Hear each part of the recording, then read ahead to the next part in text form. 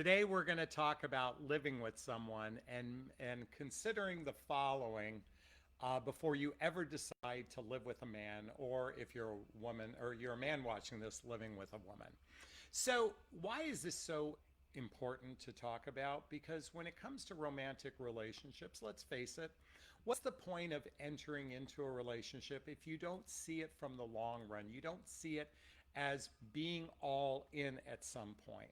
But today's all in relationships are quite a bit different from, say, 50, 100 years ago. See, 50 or 100 years ago, women were oftentimes very dependent upon men for financial resources, and certainly younger women back in the day, they didn't have physical intimacy with someone unless they got married. So the all in began with marriage, certainly 100 plus years ago. That began changing around the 1960s and 1970s, probably at the same time where divorces started to increase around that time. And those of us in midlife, which I say is after baby making years and before retirement, roughly 75% of us in the dating marketplace over 45 years old are divorced. Why is this critically important? Because a lot of men and women after divorce become rather gun shy with the idea of getting married again. I know just as many women as there are men that are very reluctant to getting married. So, if marriage isn't the ultimate goal for many people, then what about living together?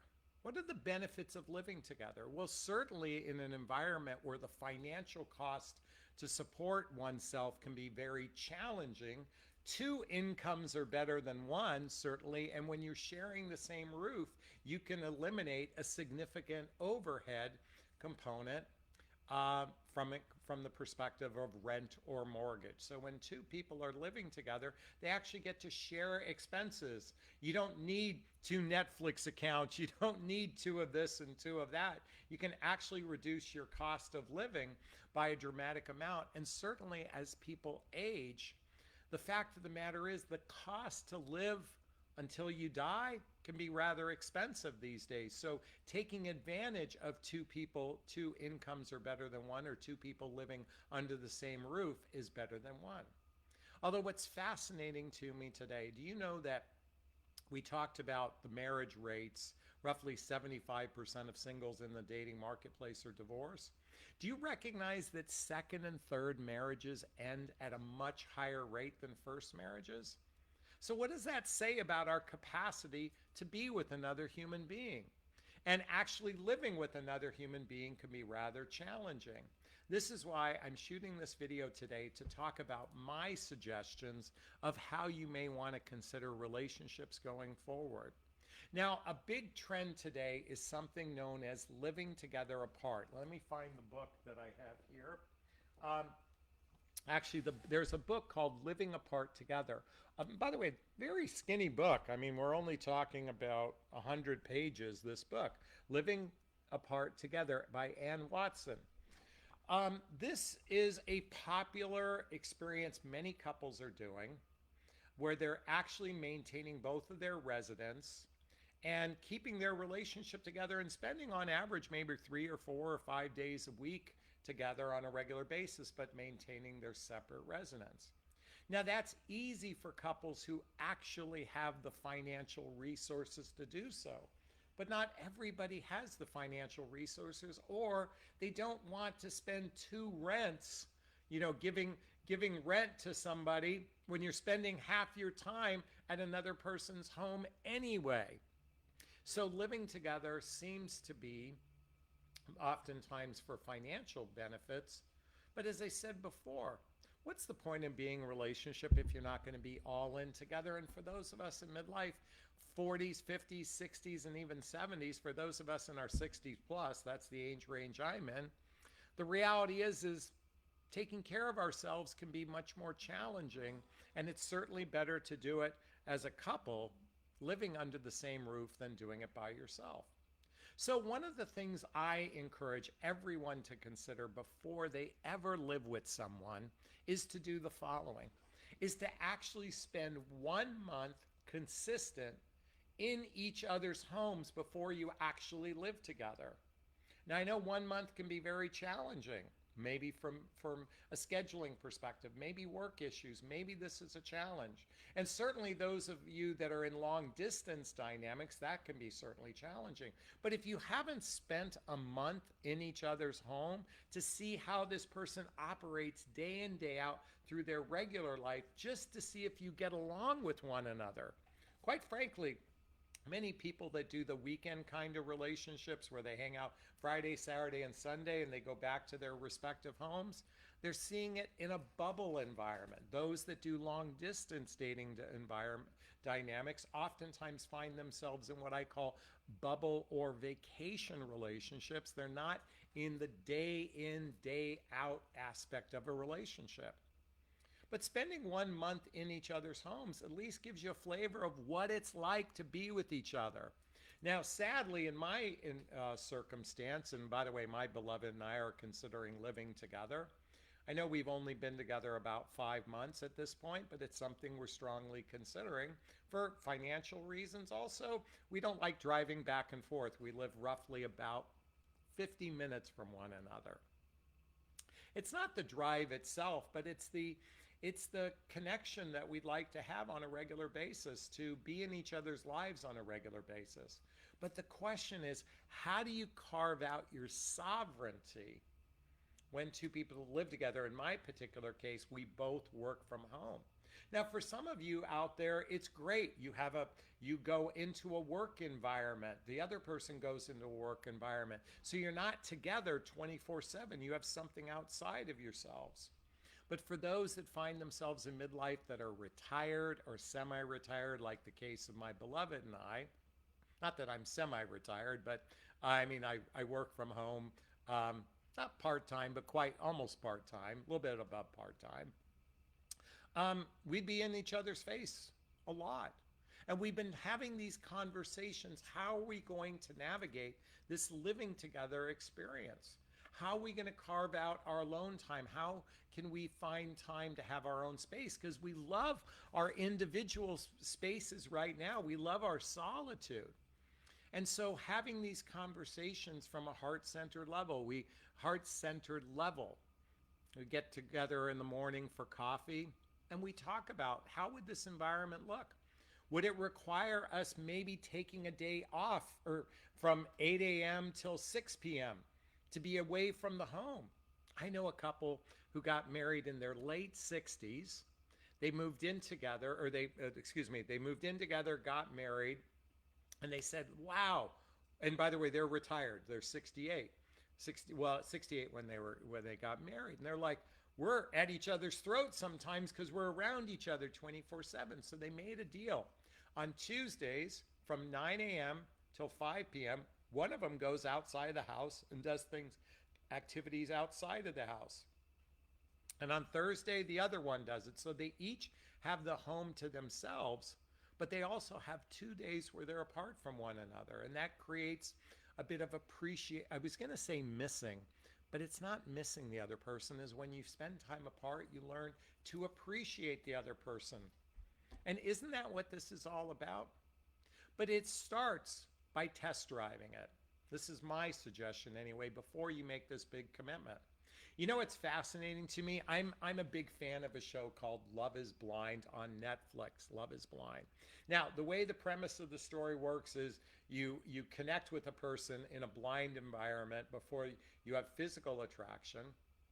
And when they determine some level of emotional connection in closed rooms, and then when they meet, they ignite. If the chemistry ignites it, it builds on the relationship. And one of the things they do is they spend a brief 5 days on a vacation with the other couples of the show, and then they spend 3 weeks together, living together. Now, the show used to do 4 weeks, and I believe the original show was 8 weeks together, but they've condensed it now to 3 weeks. 3 weeks together to see if you really want to marry this person. These are younger people. It's a little different for our demographic. And for our demographic, we have a lot more challenges. We have a lot more moving parts. We might have children in our lives. But here's the thing. If you're considering moving in together, if this is part of the option of being together, then I think it's time to do it with intentionality. And when I say intentionality, I mean to really think this through. Do you know, when I got married in my late 20s, the church we went to had us do some couples counseling, pre marriage counseling. And it was kind of fascinating. The pastor talked about this and he talked about that and living together and money and all these things. And we're like, sure, no problem. We love each other. We'll figure it out. Sure, no problem. We love each other. We'll figure it out. Boy, was I naive in my mid 20s. I thought love solved everything. For those of us who've been around the block a few years, we know the importance of being mindful about our resources, being mindful about our individual time. We've spent, in some cases, as individuals, we spent significant time by ourselves. And we know how we operate. So to just naively dive into living together, which a lot of people do, without planning this out, I highly recommend doing this. Now, let me give you an example of a woman I coached some years ago. I was coaching a woman who was in a relationship that had 200 miles of distance. 200 miles of distance. She was predominantly driving to him every other weekend. She was doing the driving and spent weekends together every other weekend. By the way, I tried to suggest it should be a fair exchange, but he had obligations that didn't allow him, and she pretzeled himself to him. And then they decided to move in together, and she actually disrupted her family, her children, everything to move in together. And do you know what happened? 6 months into it, she was miserable. She was miserable. She didn't take my advice of living together in each other's homes for 1 month to see how they operate. But Jonathan, we don't have the kind of lifestyle we can do that. Well, folks, the most important decision you're ever going to make in your life is who you're going to spend the rest of your life with. The quality of our life is predicated by the quality of our relationships. I believe Esther Perel said that. And to naively think that love will solve all this? And ladies, you guys suck on the nipple of that perspective. If we love each other, we'll solve everything. I'm saying be grown up, be practical, live with each other in each other's homes, and there's no excuse for it if you're considering living with someone. But ultimately, what's the point of relationships if you're not going to go all in? Sure, you can have occasional companionship, you can have occasional connection, you can have occasional sex, until one person says, I'm done with this. How exciting is that? To have a casual relationship. How exciting is it to have a situationship or a hookup or friends with benefits? And when I say the word how exciting it is, how meaningful is it to find yourself in a casual relationship? Now, I recognize you may not know this person very well in the beginning. You're not going to do this on the first or second month or two of a relationship, although some people do that.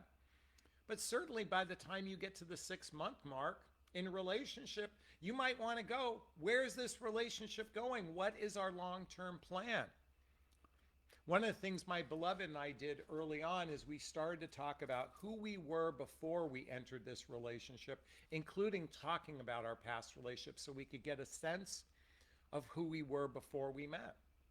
Then we talked about who we are today, what our desires, our dreams, and goals are today, but also what our future would be like. We spend time talking about where's this relationship going, including the conversation of living together. Folks, you can play the game of just companionship, connection, and sex, but at some point, emotions and feelings are going to get attached, and you find yourself with someone who has no interest in any long-term plan.